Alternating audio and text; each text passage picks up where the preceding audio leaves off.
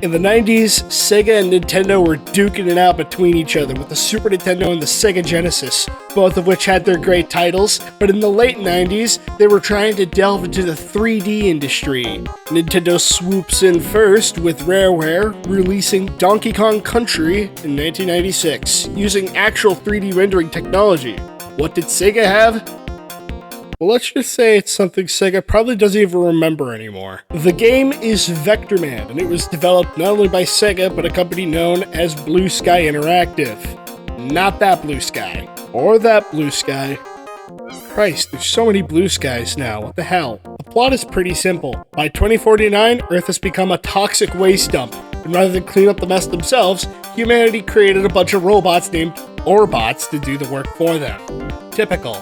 Tragedy strikes, however, when one of the Orbots accidentally welds a active nuclear warhead on top of their leader, leading to the birth of a new tyrant with one goal in mind: to kill all of humanity in revenge for what they've done to the Orbot race. Warhead sends out a frequency to all the other nearby Orbots, making them go rogue and turning Earth into an apocalypse. That way, humanity is sure as doomed when they come back. While Warhead thinks he has control of every Orbot in existence, he forgot about Vectorman, who was flying to the sun in order to dump some sludge off. As soon as Vectorman returns, he sees the anarchy that lays before him. It's now his mission to save humanity by stopping Warhead once and for all. Good luck. Be sure to look out for some of those TV monitors. They will either give you power-ups like the ability to transform into a ticking time bomb, a swimming fish, or even a drill. Some of them even allow you to fly for a temporary little bit of time.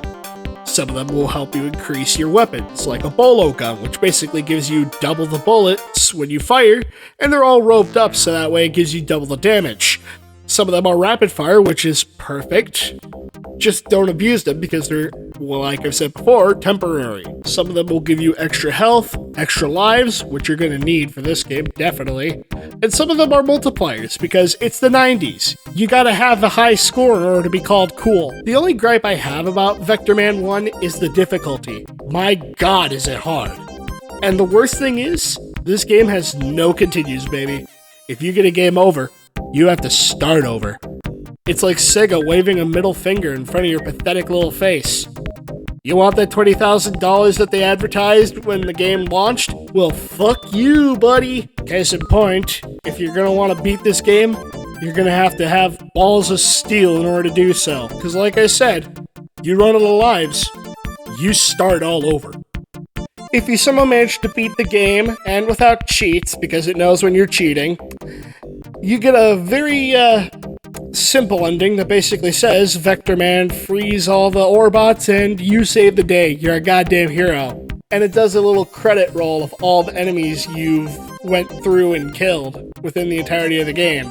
And then you get a cute little credit roll of images that are bit crushed of the faces of the actual developers that made the game possible. It ended off with a sweet note, and that's how it should have ended. But then Sega wanted more, and that's how we got this fucking thing.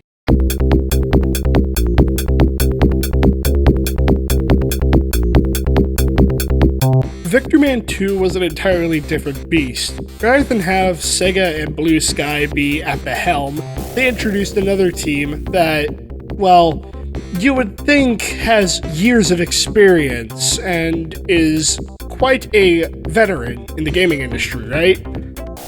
Oh wait, no, they got a 5-year-old to do it! The game pretty much runs the same as the first Vectorman. The most you're gonna get is a different story and different enemies. The story basically is Vectorman gets shot down by a rocket and goes back to Earth.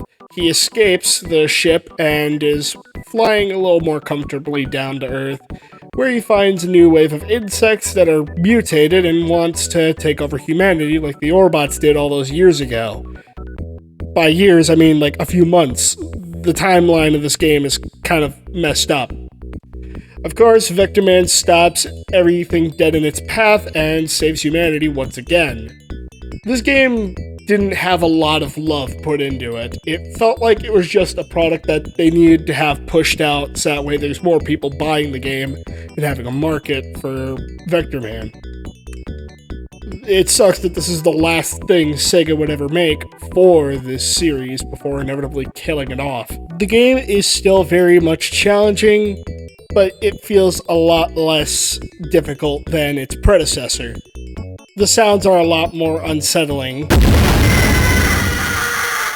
I'm gonna say this right now. When I first heard that sound in this game, I fucking laughed my goddamn ass off. I've been waiting to make this comparison for so goddamn long. You would not believe. And the bosses too. Dare I mention that one boss? Oh my god, what were they thinking? At the end of the day, Vectorman 2 was nothing more than just a shell in an attempt to make a few more extra bucks. There were plans for Vectorman 3, or Vectorman Ultra even, but those plans would be axed as times were changing for Sega. However,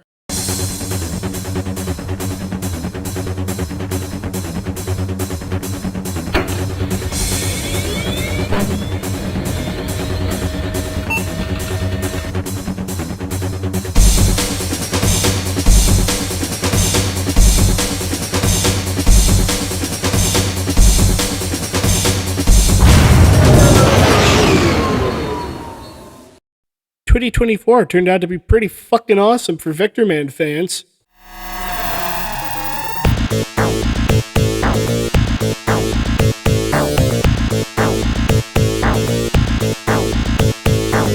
Vectorman 3 was revived as a project for the PlayStation 2, this time getting the prolific visionaries and developers behind Cell Damage and the Full Auto franchise, Pseudo Interactive involved.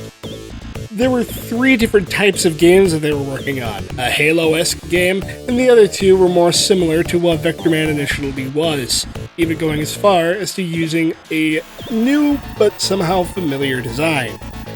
Of course, if you know the story by now, the whole thing was axed by Sega, and Pseudo later went out of business in 2008. However, Pseudo Interactive did come back around 2021, but its original CEO, who was in on the revival, passed away just a year after.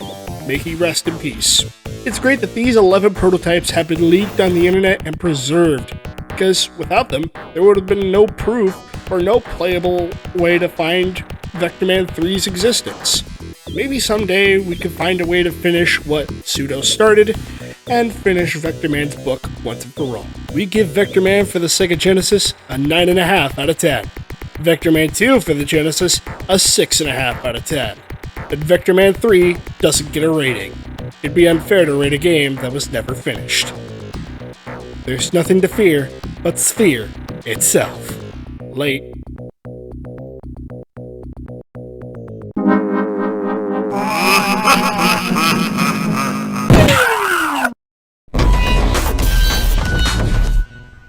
I probably should have said this in the episode, but since I still have the mic, this game, Vectorman 2, was only in North America. People in Japan and everywhere else didn't get it until these 2 fuckers came out.